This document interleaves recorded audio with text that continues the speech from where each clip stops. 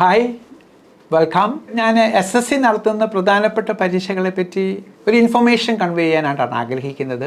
SSC നമുക്കറിയാം, കേന്ദ്ര ഗവൺമെൻറ്റിലേക്കുള്ള BE, CE category ജീവനക്കാരെ തിരഞ്ഞെടുക്കുന്ന ഒരു സംവിധാനമാണ്. കേന്ദ്ര ഗവൺമെൻറ്റിൽ A ക്ലാസ് ജീവനക്കാരെ തിരഞ്ഞെടുക്കുന്നത് UPSC ആണ്, യൂണിയൻ പബ്ലിക് സർവീസ് കമ്മീഷൻ. അതിനെക്കുറിച്ച് എല്ലാവർക്കും അറിയാം, നല്ല ബോധ്യമുണ്ട്. പക്ഷേ അതിൻ്റെ താഴെയുള്ള കാറ്റഗറി എന്ന് പറയുന്നത് B ക്ലാസ്, C ക്ലാസ് ഓഫീസേഴ്സാണ്. അപ്പോൾ അവർ നടത്തുന്ന പല പരീക്ഷകളുണ്ട്. സ്റ്റാഫ് സെലക്ഷൻ കമ്മീഷന് ഇന്ത്യയിൽ ഒട്ടുക്ക് 7 റീജിയണൽ ഓഫീസസ് ഉണ്ട്. അപ്പോൾ കേരളം വരുന്നത് ബാംഗ്ലൂർ ഓഫീസിൻ്റെ കീഴിലാണ്. KKR റീജിയൻ എന്ന് പറയും, കേരള കർണാടക റീജിയൻ. അത് ലക്ഷദ്വീപും കൂടി ഉൾക്കൊള്ളുന്നുണ്ട്. ഏകദേശം ഒരു 10 കോടി ജനങ്ങളുടെ ഒരു കാറ്റഗറിയാണ്. അപ്പം ഈ കേന്ദ്ര ഗവൺമെൻറ്റിൽ നിങ്ങൾക്കറിയാം, കേന്ദ്ര ഗവൺമെൻറ്റിൻ്റെ ഓഫീസുകൾ എന്ന് പറയുന്നത് ഡൽഹിയിൽ തന്നെയല്ല. കാരണം കേന്ദ്രം നിർവഹിക്കുന്ന ഡ്യൂട്ടിയുടെ ഭാഗമായിട്ട് ഇന്ത്യയിലെ എല്ലാ സ്റ്റേറ്റ്സുകളിലും കേന്ദ്ര ഗവൺമെൻറ് ഓഫീസസ് ഉണ്ട്. ഈ കേന്ദ്ര ഗവൺമെൻറ് ഓഫീസുകളിലേക്കൊക്കെ ഉള്ള മുഴുവൻ ജീവനക്കാരെയും തിരഞ്ഞെടുക്കുന്നത് സ്റ്റാഫ് സെലക്ഷൻ കമ്മീഷനാണ്. സ്റ്റാഫ് സെലക്ഷൻ കമ്മീഷൻ പല രീതിയിലുള്ള പരീക്ഷകൾ നടത്തുന്നുണ്ട്. 10ാം തരത്തിലുള്ള പരീക്ഷയുണ്ട്, 12ാം തരത്തിലുള്ള പരീക്ഷയുണ്ട്, ഗ്രാജുവേറ്റ് ലെവൽ എക്സാമുണ്ട്. UPSC നടത്തുന്ന സിവിൽ സർവീസിന് ശേഷമുള്ള ഏറ്റവും വലിയ പരീക്ഷ ഇന്ത്യയിലെ എന്ന് പറയുന്നത് കമ്പൈൻഡ് ഗ്രാജുവേറ്റ് ലെവൽ എക്സാമാണ്. പോപ്പുലർലി CGLE എന്നറിയപ്പെടുന്ന ഈ എക്സാമാണ്. അത് വർഷം തോറും അവൾ നടത്തും. ഓരോ വർഷവും ഏകദേശം 10,000 തൊട്ട് കഴിഞ്ഞ മുമ്പിലത്തെ വർഷം 36,000 വരെ വേക്കൻസി ഉള്ള ജോലികളാണ്. ഇത് 4-5ഓളം പേ ലെവലിൽ വരുന്ന ജോലികളാണ്. എല്ലാ ജോലികളും CGL വഴി കിട്ടുന്നത് ഒരേ പേ സ്കെയിലല്ല. 34 വിവിധ പോസ്റ്റുകളിലേക്കുള്ള പരീക്ഷകളാണ് ഈ CGL വഴി അവർ നടത്തുന്നത്. ഒറ്റ സിംഗിൾ എക്സാമാണ്, based on GK, English, reasoning and maths ആണ്.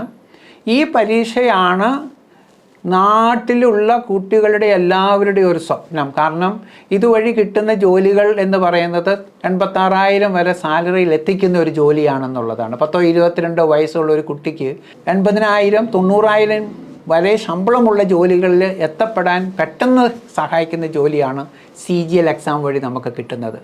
ഈ CGL എക്സാം വഴി assistant audit officer, inspectors, accountants, auditors, divisional accountants, junior statistical officer, tax assistant, postal assistant, അങ്ങനെ പലവിധ പോസ്റ്റുകളിലേക്ക് നേരിട്ട് നിയമനം നടത്തുന്നു ഒരു എക്സാം വഴി എന്നുള്ളതാണ്. അതായത് ഈ 34 പോസ്റ്റിലേക്ക് കയറാനായിട്ട് ഒറ്റ പരീക്ഷ മതി. മറ്റ് പല PSCകളൊക്കെ നടത്തുന്ന പരീക്ഷകളിൽ ഓരോരോ പോസ്റ്റിലേക്ക് എക്സാം എങ്കിൽ ഇതൊരു കോമൺ എക്സാമാണ്.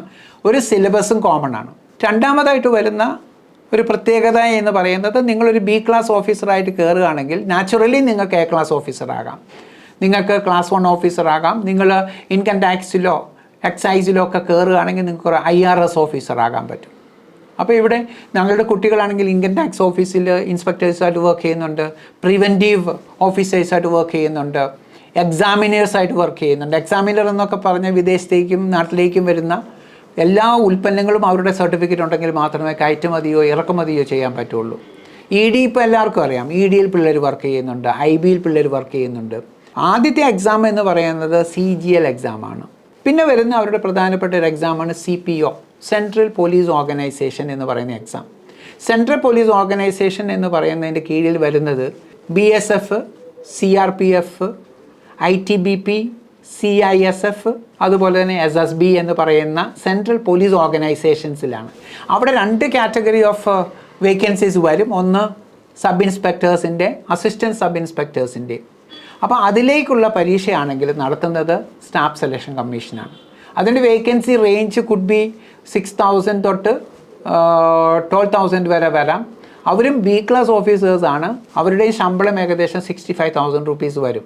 പിന്നെ വരുന്നത് CHSL ആണ്, combined higher secondary level exam എന്ന് പറയും. അതിന് ക്വാളിഫിക്കേഷനായിട്ട് വേണ്ടത് 12ാം സ്റ്റാൻഡേർഡ് ജയിച്ചിട്ടുണ്ടാവണം എന്നുള്ളതാണ്. അവർക്കും വരുന്ന സെയിം സിലബസിലുള്ളൊരു എക്സാമാണ്. അവർക്കാണ് ഈ പറയുന്നത് പോലെ LDC ആയിട്ടും ഗവൺമെൻറ്റിലെ lower division, type upper division, type അങ്ങനെയുള്ള പോസ്റ്റിലേക്കൊക്കെ അപ്പോയിൻമെൻറ്റ് കിട്ടുന്നത് CHSL എക്സാം വഴിയാണ്. ഇവിടെ ഒരു കാര്യം നമ്മൾ ശ്രദ്ധിക്കുകയാണെങ്കിൽ, കേന്ദ്ര ഗവൺമെൻറ്റിലെ വേതനം എന്ന് പറയുന്നത് കേരള ഗവൺമെൻറ്റൊക്കെ കൊടുക്കുന്ന വേതനത്തെക്കാളും മിനിമം ഒരു 3-ലെന്തെങ്കിലും കൂടുതലാണ്. ശമ്പളം വളരെ കൂടുതലാണ്. അതുപോലെ തന്നെ ഈ ജോലികളൊക്കെ ഞങ്ങളുടെ കുട്ടികൾക്ക് കേരളത്തിൽ തന്നെ ചെയ്യാൻ പറ്റുന്നു. കാരണം കേരളത്തിൽ തന്നെ ധാരാളം കേന്ദ്ര ഗവൺമെൻറ് ഓഫീസസ് ഉണ്ട്. അപ്പം കുട്ടികൾക്ക് സ്വന്തം നാട്ടിൽ നിന്നുകൊണ്ട് ഇത്രയും ഉയർന്ന ശമ്പളം കിട്ടാൻ പറ്റുന്ന വേറൊരു ജോലിയില്ല എന്നുള്ളതാണ് സത്യം. പിന്നെ വരുന്നത് +2 ലെവലിൽ വരുന്നത് GD കോൺസ്റ്റബിൾ ആണ്. GD കോൺസ്റ്റബിൾ എന്ന് പറയുന്നത് സെൻട്രൽ ഗവൺമെൻറ്റിൻ്റെ കീഴിൽ വരുന്ന ജനറൽ ഡ്യൂട്ടി കോൺസ്റ്റബിൾസിനുള്ള തിരഞ്ഞെടുപ്പാണ്. പിന്നെ 12ാം ക്ലാസ്സിലുള്ള കുട്ടികൾക്ക് എഴുതാൻ പറ്റുന്ന എക്സാമാണ് സ്റ്റെനോഗ്രാഫേഴ്സ് എക്സാം എന്ന് പറയുന്ന എക്സാം. 10ാം സ്റ്റാൻഡേർഡ് വെച്ച് വരുന്ന എക്സാമാണ് C ക്ലാസ് ഓഫീസേഴ്സിൻ്റെ പോസ്റ്റാണ് മൾട്ടി ടാസ്കിംഗ് സ്റ്റാഫ് എന്ന് പറയുന്ന ഒരു പൊസിഷൻ. ഈ മൾട്ടി ടാസ്കിംഗ് സ്റ്റാഫ് വളരെ ലളിതമായ എക്സാമാണ്. അതിന് വേണ്ട ക്വാളിഫിക്കേഷൻ എന്ന് പറയുന്നത് 10th സ്റ്റാൻഡേർഡ് മാത്രമേ ഉള്ളൂ. പിന്നെ SSC നടത്തുന്ന പ്രധാനപ്പെട്ട ഒരു എക്സാമാണ് സെലക്ഷൻ പോസ്റ്റ്. സെലക്ഷൻ പോസ്റ്റ് എന്ന് പറയുന്നത് ഒരു സിമ്പിൾ എക്സാമാണ്. 25 ക്വസ്റ്റ്യൻസ് വെച്ചിട്ട് GK ഇംഗ്ലീഷ് റീസണിങ് മാത്സ് സെഗ്മെൻറ്റിലാണ്. ഈ കാര്യം നിങ്ങളൊന്ന് ശ്രദ്ധിക്കുന്ന നന്നായിരിക്കും. നാട്ടിലുള്ള ഏറ്റവും പ്രധാനപ്പെട്ട ഓഫീസുകളിൽ പലതിലും വളരെ ചുരുക്കം വേക്കൻസീസ് കാണുകയുള്ളൂ. പക്ഷേ സ്പെഷ്യലൈസ്ഡ് വേക്കൻസീസ് ആയിരിക്കും. ചിലപ്പോൾ ഒരു MSc കെമിസ്ട്രി കുട്ടിക്കോ അല്ലെങ്കിൽ MSc ഫിസിക്സ് ചെയ്ത ആൾക്കോ ഒക്കെ ചെയ്യാൻ പറ്റുന്ന ടാസ്ക്സ് ആയിരിക്കും. പക്ഷേ അവർ എന്താ ചെയ്യുന്നതെന്ന് ചോദിച്ചാൽ ഈ വേക്കൻസി അനൗൺസ് ചെയ്തിട്ട് അവരുടെ പരീക്ഷ എന്ന് പറയുന്നത് GK ഇംഗ്ലീഷ് റീസണിങ് ആൻഡ് മാത്സിൽ ബേസ് ചെയ്തൊരു പരീക്ഷയാണ്.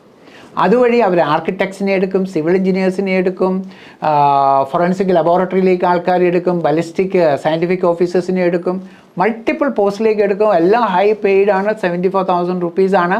പക്ഷേ അവരുടെ subject skill is not considered. Subject skill നോക്കുന്നില്ല.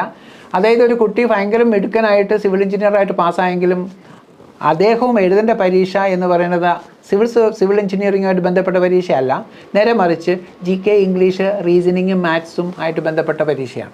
അതാണ് നമ്മൾ ഭയങ്കരമായിട്ട് ശ്രദ്ധിക്കേണ്ടത്. ഇതൊക്കെയാണ് SSC നടത്തുന്ന പരീക്ഷകൾ. ഈ SSC പരീക്ഷയുടെയൊക്കെ പ്രത്യേകത ഞാൻ നേരത്തെ പറഞ്ഞതുപോലെ സമയത്തിലുള്ള ഊന്നലാണ്. എന്തുമാത്രം തകൃതിയോടുകൂടി കൃത്യതയോടുകൂടി ഈ പരീക്ഷ നിങ്ങൾക്ക് എഴുതാൻ പറ്റും. അപ്പോൾ ഈ പരീക്ഷകളൊക്കെ വരുമ്പം നമുക്ക് വളരെ ലളിതമായ ഒരു സംവിധാനത്തിലൂടെ ഒന്നും മാസ്റ്ററി നേടാൻ പറ്റത്തില്ല. പക്ഷേ ഇതിൻ്റെ അഡ്വാൻറ്റേജ് എന്ന് പറഞ്ഞാൽ ഈ പരീക്ഷകൾക്കെല്ലാം തന്നെ നമുക്കുള്ള സിലബസ് സെയിമാണ്, പ്രിപ്പറേഷൻ പാറ്റേൺ സെയിമാണ് എന്നുള്ളതാണ്. So thank you, take care.